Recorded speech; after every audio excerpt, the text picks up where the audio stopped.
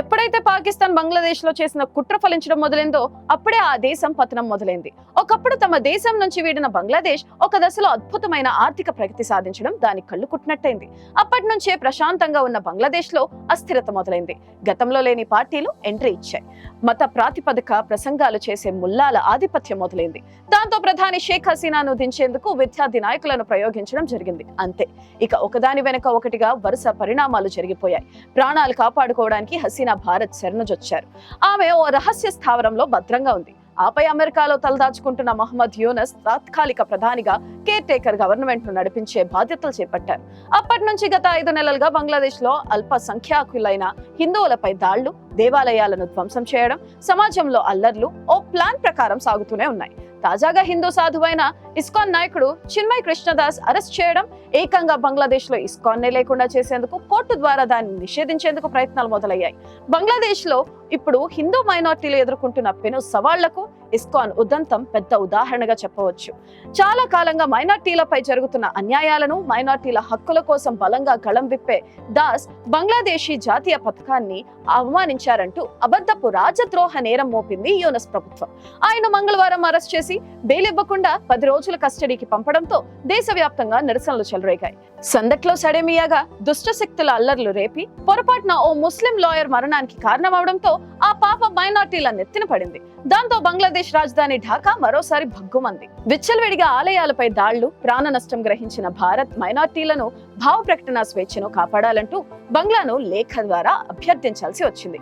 ఇస్లాం అధికారిక మతమైన లౌకికవాద ప్రజాస్వామ్య దేశంగా సమానత్వానికి రాజ్యాంగబద్ధులమని బంగ్లాదేశ్ చెప్పుకుంటూ ఉండేది. కానీ హసీనా దిగిపోయాక బంగ్లా ఆ మాటకు తగ్గట్టు వ్యవహరించడం మానివేసినట్లు అర్థమవుతుంది. అందుకే కృష్ణుణ్ణి ఆరాధించే ఇస్కాన్ ను రాడికల్ మత ఛాందసవాద సంస్థ అని బంగ్లా అటార్నీ జనరల్ బుధవారం అభివర్ణించారు. ఇస్కాన్ ను నిషేధించాలని బంగ్లా యోచిస్తున్నట్లు సమాచారం. ఆధ్యాత్మిక చైతన్యం, పీడిత జన సముద్ధరణ కోసం ప్రపంచవ్యాప్తంగా దాదాపు 150 దేశాల్లో పనిచేస్తున్న ఒక సంస్థపై అలాంటి నిర్ణయం తీసుకోవాలనుకోవడం అక్షరాల బుద్ధిహీనతే అని అంటున్నారు. ఎన్నోసార్లు బంగ్లాదేశ్ ఆపత్కాలంలో వెంట ఉండి సహాయ సహకారాలు అందించింది ఇస్కాన్. దేశంలోని విభిన్న వర్గాల మధ్య సౌహార్దం పెంపొందించి బాధ్యతలకు న్యాయం చేసి మానవ హక్కుల్ని కాపాడాల్సిన ప్రభుత్వం ఏ శక్తుల ప్రోద్బలంతో ఇలా మాట్లాడుతుందన్నది ఆశ్చర్యకరం. జూలై నాటి ప్రజా ఉద్యమంతో ఢాకాలో ప్రభుత్వ మార్పు జరిగిపోయింది, కానీ అల్పసంఖ్యాత వర్గాలపై సాగుతున్న దాళ్లు మాత్రం అప్పటి నుంచి ఆగడం లేదు. మైనార్టీలను పూర్తిగా తరిమేసి బంగ్లాను హిందూ రహిత దేశంగా మార్చాలనే పన్నాగం జరుగుతుందని అంటున్నారు పరిశీలకులు. ఈ అల్లర్లు అల్పసంఖ్యాక హిందువులపై దాళ్లు వెనుక మత ఛాందస జమాతే ఇస్లామీ ఉందనేది స్పష్టం. వెతుకుతూ పోతే ఈ పార్టీకి మూలాలు పాకిస్తాన్ లో తేల్తాయి. హసీనా సర్కార్ కాలంలో నిషేధానికి గురైన ఈ రాడికల్ గ్రూప్, అలాగే బంగ్లాదేశ్ నేషనలిస్ట్ పార్టీలు యూనస్ యంత్రాంగంలో భాగంగా పనిచేస్తున్నాయి. అసలు ఈ ప్రయత్నమంతా ఇస్లామిక్ షరియత్ ను ప్రవేశపెట్టి బంగ్లాదేశ్ ను ప్రజాస్వామ్య ఎన్నికలు, పార్లమెంట్ తో పని లేని దేశంగా మార్చాలనే వ్యూహంలో భాగమని ఒక వాదన వినిపిస్తుంది. అదే గనక నిజమైతే అత్యంత ఆసియా ఖండంలో ఇదో ప్రమాదకర పరిణామం. పౌర సమాజం, రాజకీయ నేతలు, ప్రజలు కలిసి కట్టుగా అలాంటి వ్యూహాలను భగ్నం చేసి కష్టించి సంపాదించిన స్వాతంత్ర్యాన్ని కాపాడుకోవాలని అంటున్నారు నిపుణులు. అప్పట్లో ఆఫ్ఘనిస్తాన్ లాగానే బంగ్లాను కూడా తమ ప్రయోగశాలగా చేసుకోవాలని పాశ్చాత్య ప్రపంచం భావించినట్టుంది. అలాంటప్పుడు బంగ్లా మరో తీవ్రవాద కేంద్రంగా మారే ప్రమాదం ఉంది. అది భారత్కే కాదు, యావత్ ప్రపంచానికి నష్టం. నిజానికి ఆసియా పెసిఫిక్ కూటమిలో బంగ్లాను భాగం చేసుకుని లబ్ధి పొందాలని అమెరికా భావించింది. గతంలో హసీనా సర్కార్ దానికి నో చెప్పడంతో అది కుదరలేదు. మొన్నటి అమెరికా ఎన్నికల్లో కమలా హారిస్ గెలిచి ఉంటే ఏమో, కానీ ట్రంప్ గెలవడంతో బంగ్లా మధ్యంతర సర్కార్ సారథి మహమ్మద్ యూనస్ గొంతులో పచ్చి వెలక్కాయ పడినట్టయింది. ట్రంప్ పగ్గాలు చేపట్టాక బంగ్లాపై కఠిన వైఖరి అవలంబిస్తారని యూనస్ కు ఖచ్చితంగా తెలుసు. ఎందుకంటే బంగ్లాదేశ్ లో హిందువులపై దాళ్ల సందర్భంగా మన దేశం మర్చిపోయి పట్టించుకోకపోవడంలో మన నేతల కన్నా డొనాల్డ్ ట్రంప్ ఎంతో ముందుగా ఉంటారని చెప్పవచ్చు. ఇప్పటి వరకు ఎవరు చేసిన కర్మను వారు అనుభవించడమే జరిగింది.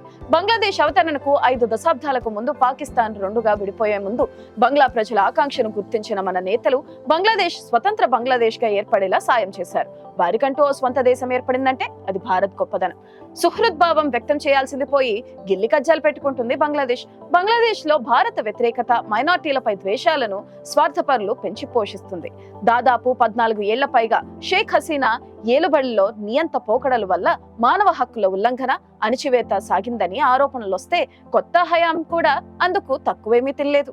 రోజు రోజుకు విజృంభిస్తున్న విద్వేషం విధ్వంసం వల్ల ఢాకాలో పత్రికా స్వాతంత్ర్యానికి సైతం ముప్పుగా మారింది. ప్రథమలో ది డైలీ స్టార్ లాంటి స్వతంత్ర పత్రిక రచనకు పేరుపడ్డ పత్రికలపై తీవ్ర స్థాయిలో దాళ్లు జరిగాయి. బాధితులకు సత్వర న్యాయం కోసం ప్రత్యేక ట్రిబ్యునల్లు ఏర్పాటు సహా మైనార్టీల కనీసపాటి ఆకాంక్షలు నెరవేర్చడానికి సైతం బంగ్లాదేశ్ పనిగట్టుకుని ఇగ్నోర్ చేస్తుంది. హసీనా సర్కార్ను గద్దె దింపినప్పటి నుంచి ఇప్పటికీ బంగ్లాలో మైనార్టీలపై 2000కు పైగా దాళ్లు జరిగాయి. హిందూ, బౌద్ధ, క్రైస్తవ సోదరులపై జరుగుతున్న ఈ దౌర్జన్యకాండను మతపరంగా కాక మానవ హక్కుల పరంగా చూడాలి. అప్పుడే సమస్య తీవ్రత అర్థమవుతుంది. 1930లో బంగ్లాలో 30% పైగా ఉన్న హిందువులు ఇప్పుడు కేవలం 8%కి పడిపోయారు. దీన్ని బట్టి అక్కడ ఏం జరుగుతుందో అర్థం చేసుకోవచ్చు. విద్యుత్ సహా బియ్యం, పత్తి, చమురు, ఉప్పు, మిరపకాయ లాంటి అనేక సరుకుల విషయంలోనూ బంగ్లాదేశ్ భారత్ పైనే ఆధారపడుతుంది. అలాంటిది ఒక్కసారిగా ఏ దేశం ధైర్యం నింపిందో కానీ భారత్ వ్యతిరేక విధానాలు అమలు చేస్తున్నారు. దీంతో హిందూ సంఘాలు మండిపడ్డాయి. చిటగాంగ్ లో జరిగిన సంఘటనలు హింసాత్మకంగా మారాయి. ఈ క్రమంలోనే ఇస్కాన్ ను నిషేధించాలని అక్కడ ప్రభుత్వం భావిస్తుంది. అయితే మన దేశంపై భారీగా ఆధారపడ్డ బంగ్లా సర్కార్ పట్ల ఇకనైనా భారత్ కఠిన వైఖరిని అవలంబించాలని చెబుతున్నారు పదవీ విరమణ చేసిన దౌత్యవేత్తలు. పొరుగు దేశంలో బతుకు భయంతో ఉన్న హిందువులను కాపాడేందుకు భారత్ వెంటనే క్రియాశీలంగా వ్యవహరించాలి. కేవలం మాటలకు పరిమితం కాకుండా దౌత్య, వాణిజ్య రంగాల్లో చేయగలిగినంతా చేయాలి. పేరుకు మాత్రం లౌకికవాదం ముసుగు వేసుకుని మైనార్టీలకు వ్యతిరేకంగా తెర వెనుక శక్తుల చేతుల్లో కీలుబొమ్మగా మిగిలిన అసమర్థ యూనస్ సర్కారుపై అంతర్జాతీయంగానూ ఒత్తిడి తేవాలి. అప్పుడే ఫలితం ఉంటుందంటున్నారు విశ్లేషకులు.